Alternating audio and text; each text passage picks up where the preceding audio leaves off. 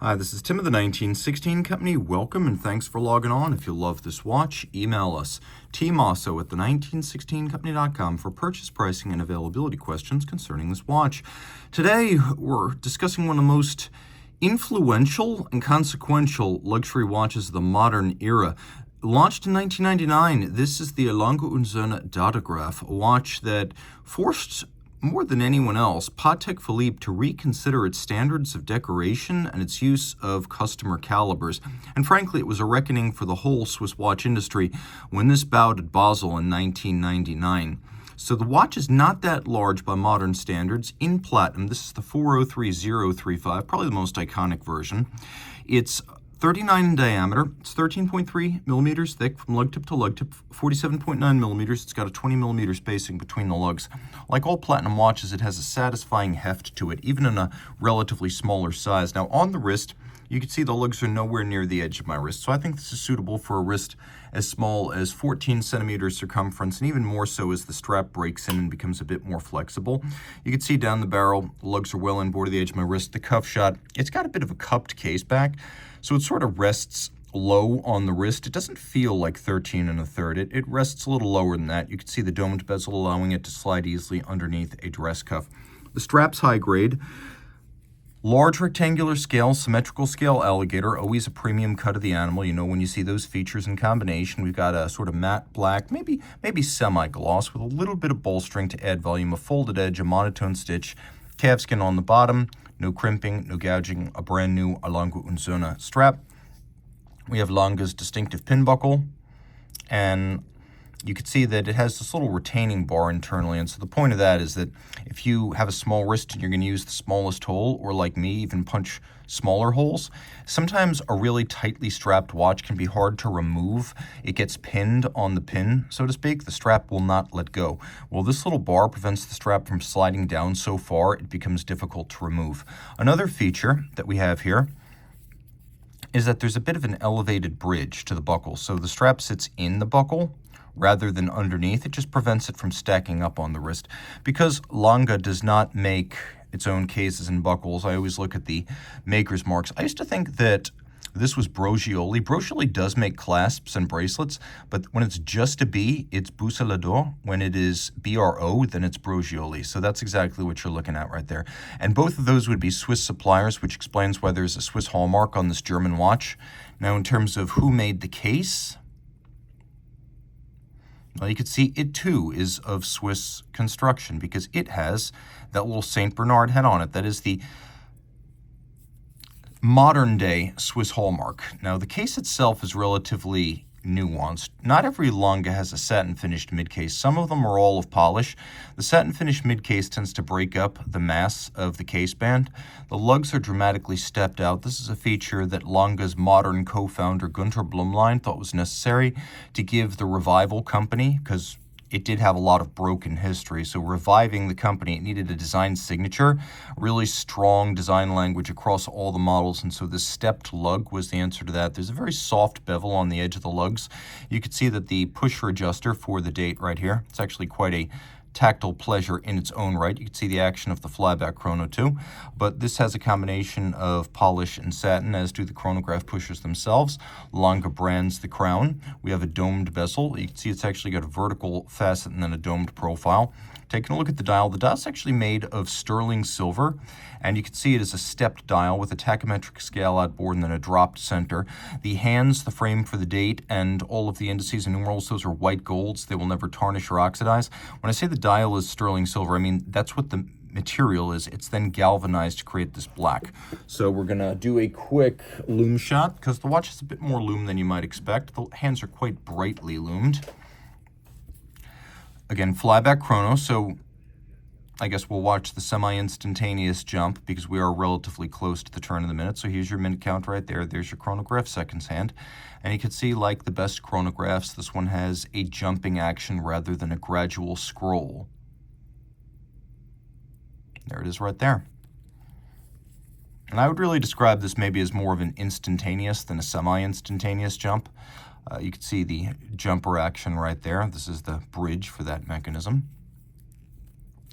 flyback, reset and restart without first stopping.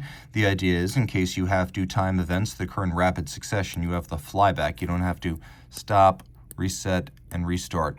Now, the date, the panorama datum, was originally a JLC patent. Blumlein again decided that to help Lange get off the ground, since he was an executive at both, he would give the JLC double-digit date to Lange, which is neither here nor there in Le Sentier's history. I'm not sure they were flattered to lose that, so they created a second patent and a second big date, and that's what you see on subsequent JLC watches that feature such a date display.